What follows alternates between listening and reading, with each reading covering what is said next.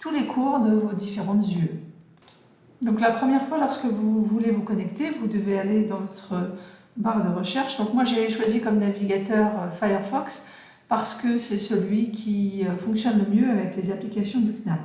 Donc j'écris CNAM ENF et la première possibilité c'est celui avec la petite map monde bleue et c'est celui-là que je vais utiliser pour pouvoir me connecter.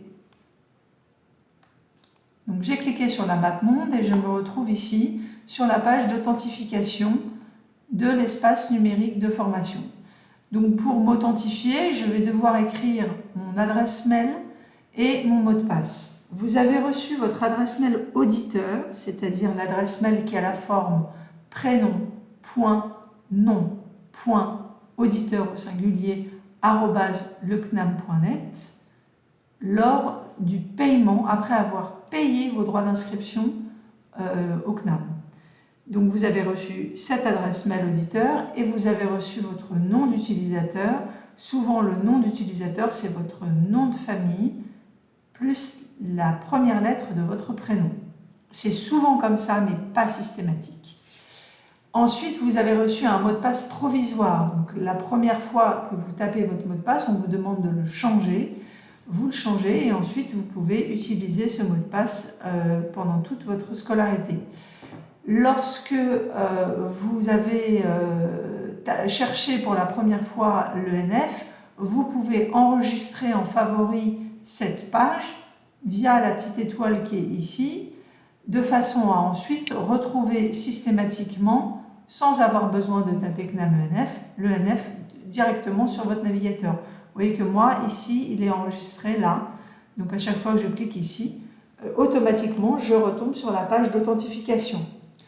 Donc il faut inscrire ici votre prénom, votre nom et votre point auditeur @lecnam.net et puis ici votre mot de passe et vous vous retrouvez automatiquement sur l'espace numérique de formation.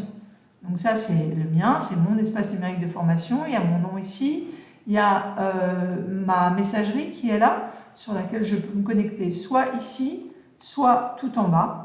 Avec mes applications, vous avez la messagerie et vous avez Teams qui va potentiellement vous servir pour suivre certains cours. Il y a des enseignants qui passent par Teams et d'autres qui passent par Big Blue Button, ça dépend des enseignants. Et puis vous avez ici Word, Excel, PowerPoint, etc. Puisqu'en tant qu'auditeur du CNAM, vous avez normalement accès aux outils de la suite Office. Vous avez en plein milieu ici ce qu'on appelle mes enseignements et là ce sont les UE de chacun de vos cours, de chacune des UE auxquelles vous êtes inscrit. Donc vous pouvez les trouver sous cette forme là et si vous cliquez sur voir tous mes enseignements, ils vont apparaître de cette façon là. Voilà, donc moi j'en ai beaucoup parce que je gère différents espaces. Et donc, imaginons que je veuille sélectionner le dernier, la ville numérique.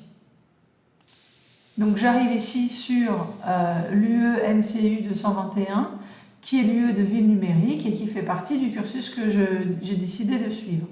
Donc, l'enseignant a déjà préparé ce portail. Il a mis un petit mot pour se présenter. Il a un portail d'annonce de l'enseignant, c'est quand il veut faire passer des messages à tous les étudiants qui sont inscrits sur le portail Moodle. Et puis il y a un autre forum qui est là par et pour les élèves. Donc si vous voulez vous adresser à tous les élèves qui suivent ce cours, vous pouvez mettre un message dans ce forum et tous les élèves inscrits verront le message, tous les élèves inscrits pourront répondre au message.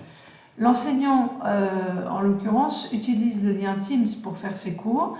Donc il a déposé ici le lien Teams des cours qui ont lieu le soir pour sa formation. Ensuite, il a rajouté le lien vers la bibliothèque en ligne du CNAM, il a mis un planning et puis il a mis le support du premier cours qui a déjà eu lieu. Donc, cette façon de présenter son cours est celle de cet enseignant. C'est-à-dire que sur un autre portail, vous n'allez pas trouver le même type d'information.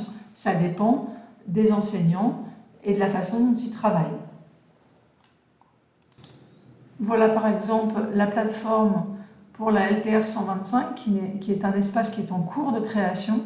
Et vous voyez ici, là, le bouton bleu avec un B dedans, qui là est le signe de l'utilisation de Big Blue Button pour faire les cours à distance. Donc ça, c'est un autre moyen d'accéder aux cours à distance. Vos enseignants ont le choix soit d'utiliser Teams, soit d'utiliser Big Blue Button.